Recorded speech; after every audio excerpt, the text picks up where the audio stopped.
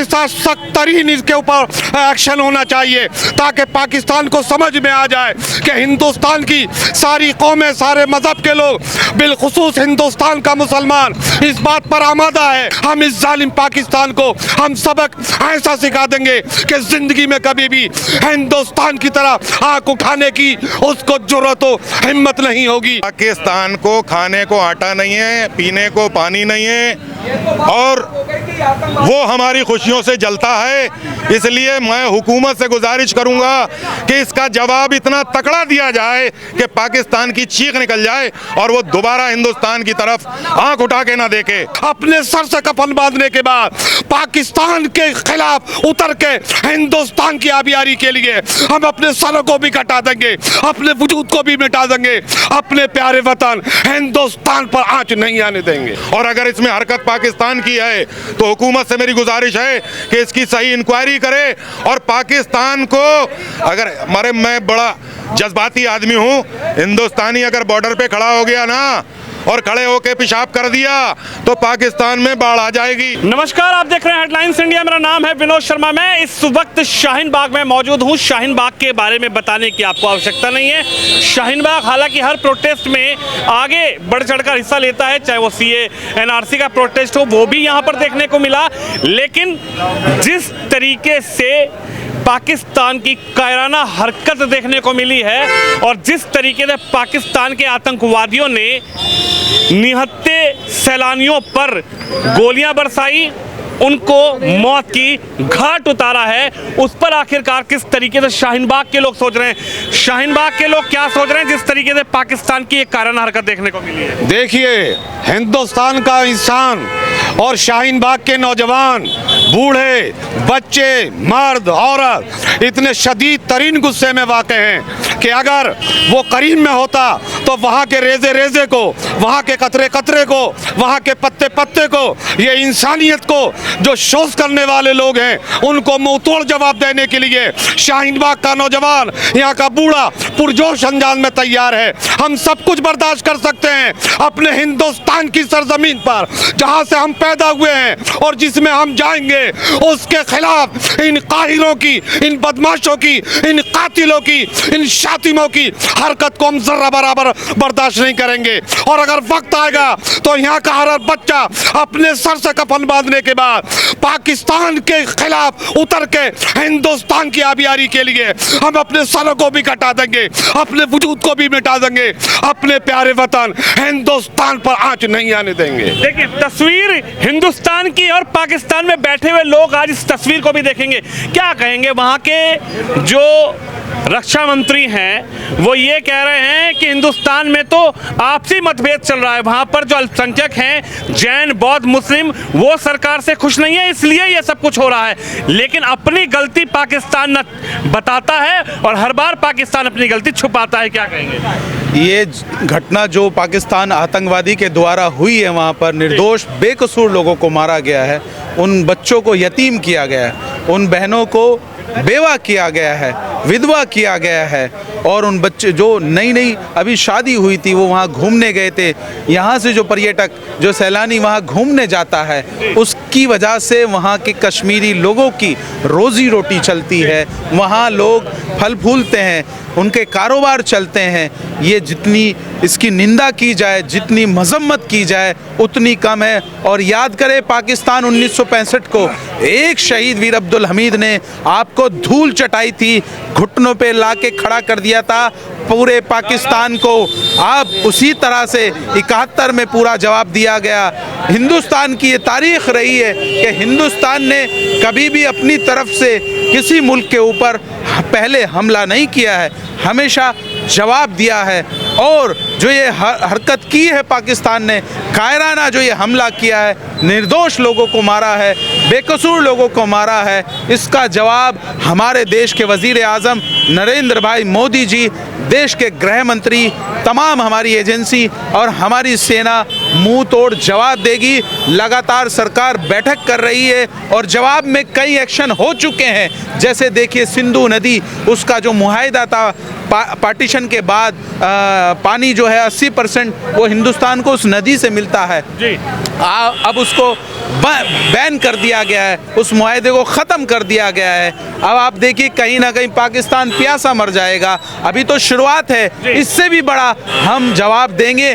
और अगर सरकार हिंदुस्तान के मुसलमान को, शाहीन बाग के मुसलमान को अगर इजाज़त दे, परमिशन दे, तो हम लोग बॉर्डर पे जाने के लिए तैयार हैं और उस पाकिस्तान को आंख में आंख डालकर ऐसा जवाब देंगे कि जीवन में 1965 के बाद उसने फिर ये 71 के बाद जो ये हरकत की है, जो निर्दोष लोगों को मारा है, उसका हम बदला लेंगे और जवाब ऐसा देंगे कि पाकिस्तान की रूह कांप जाएगी।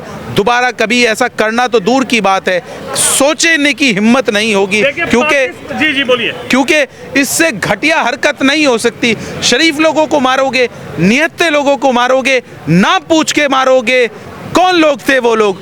सवाल यही है कि आखिरकार नाम पूछकर, धर्म पूछकर, पैंट उतरवाकर, ये देखकर कि आप मुस्लिम हैं कि गैर मुस्लिम हैं, ये कौन सी मानसिकता है? माध्यम से ये कहूंगा, जिस तरह से हम इस बात को मानते हैं और सभी जो अमन पसंद लोग मानते हैं कि आतंकवाद का कोई धर्म नहीं होता, तो उन लोगों की, जो लोग ये इस घटना को जिन लोगों ने अंजाम दिया है, उनकी कोई भी, जब वो उनको बंदूक के ज़रिए जवाब दिया जाए, ना उनकी जनाजे की नमाज होनी चाहिए, ना ही उनके लिए कब्रिस्तान में कोई जगह होनी चाहिए। क्योंकि जब हम ये कहते हैं कि आतंकवाद का कोई धर्म नहीं होता है, तो फिर उनको उस तरह की जो नमाज उनके लिए पढ़ी जाती है, जनाजे की, दफनाया जाता है उन लोगों को, वो उसका बिल्कुल पुरजोर हमें मजम्मत करनी चाहिए, उसकी मुखालफत करनी चाहिए। और इसका जवाब हमें उम्मीद है अपनी सरकार से। और इस वक्त भारत देश का 140 करोड़ भारतवासी, हिंदू, मुस्लिम, सिख, ईसाई,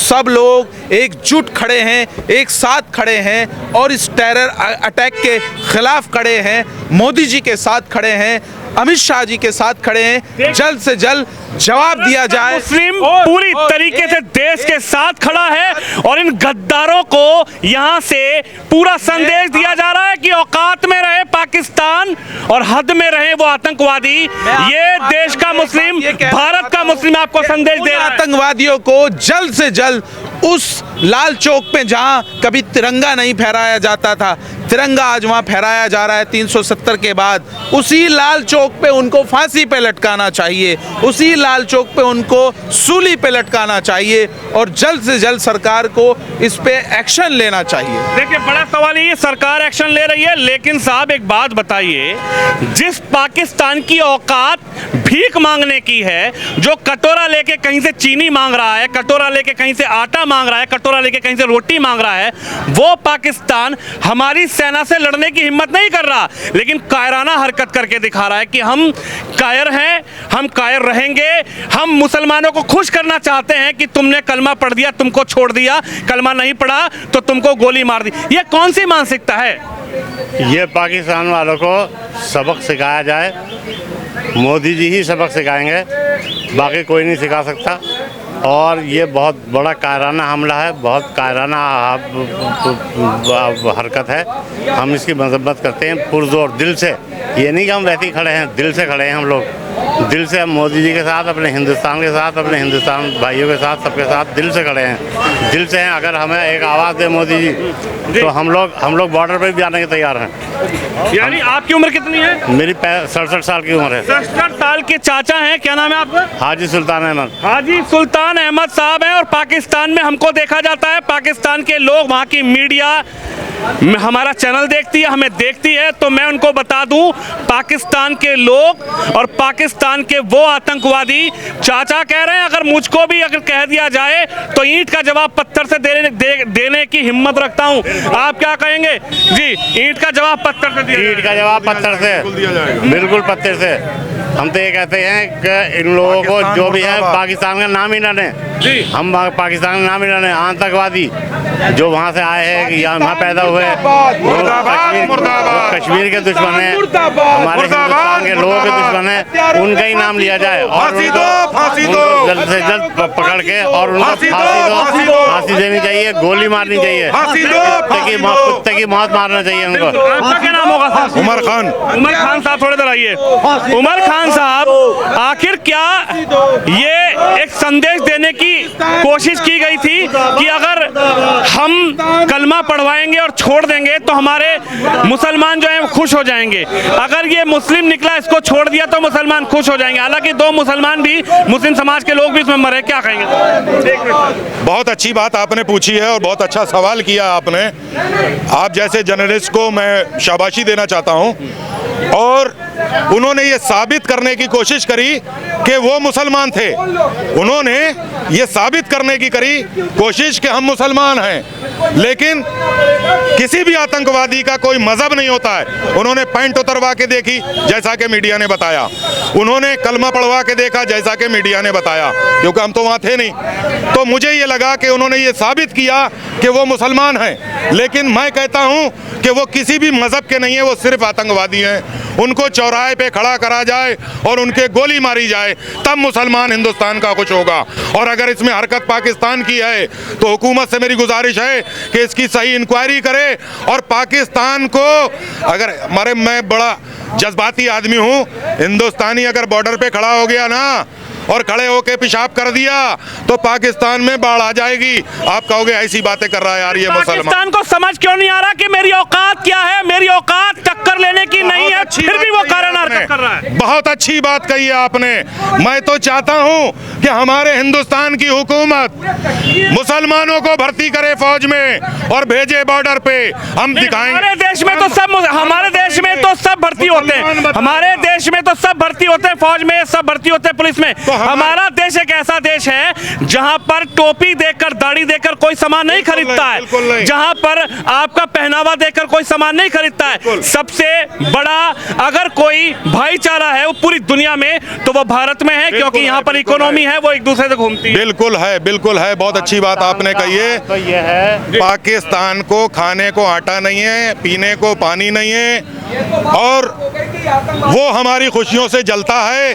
इसलिए मैं हुकूमत से गुजारिश करूंगा कि इसका जवाब इतना तकड़ा दिया जाए कि पाकिस्तान की चीख निकल जाए और वो दोबारा हिंदुस्तान की तरफ आंख उठा के ना देखे। देखिए बिल्कुल क्या कह रहे थे आप, भूखा नंगा पाकिस्तान का ये भूखा नंगा, मैं तो खुल के बोल रहा हूँ, मैं खुल के बोल रहा हूँ, भूखा नंगा पाकिस्तान। और भी कैडी बात कहूँगा, पाकिस्तान का वो हाल है कि नंगा कूदे उजाड़ में सर पर रखी पुराल।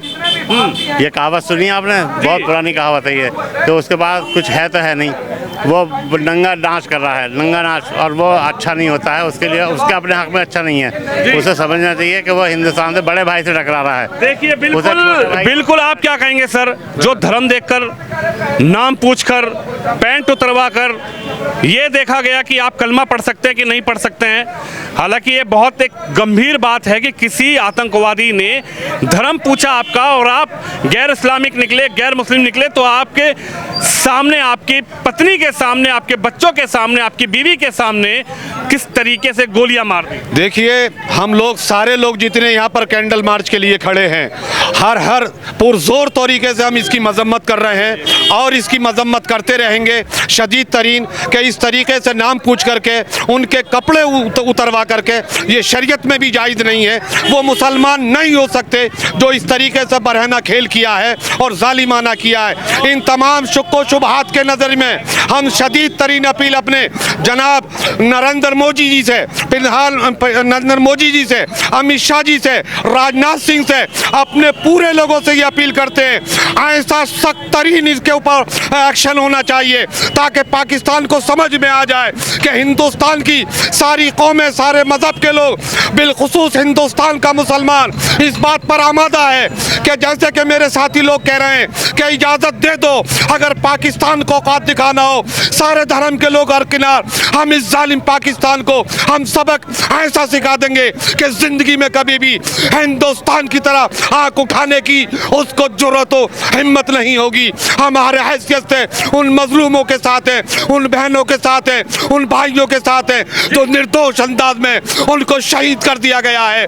हिंदुस्तान की सरजमी पाक है, मोहब्बत की है, उनसियत की है, दारो रसन की है। यह बगावत, फसादात, लड़ाई झगड़े इस तरह की कोई गुंजाइश नहीं है। हम अपने प्यारे वतन हिंदुस्तान पर जर्रा बराबर भी एक आंच नहीं आने देंगे, अपने खून से इसको सींचते रहेंगे। देखिए, भारत का मुस्लिम और भारत का मुसलमान चैलेंज कर रहा है पाकिस्तान को, और खासकर उन आतंकवादियों को जिन्होंने इन तरह उन पत्नियों के सामने, उन महिलाओं के सामने जिनके पति को मारा, बेकसूर लोगों को मारा, पुलिस की वर्दी में आकर मारा। लेकिन जवाब देखिए, ये मुस्लिम समाज है और शाहीन बाग का मुस्लिम समाज, और जवाब दे रहा पाकिस्तान को।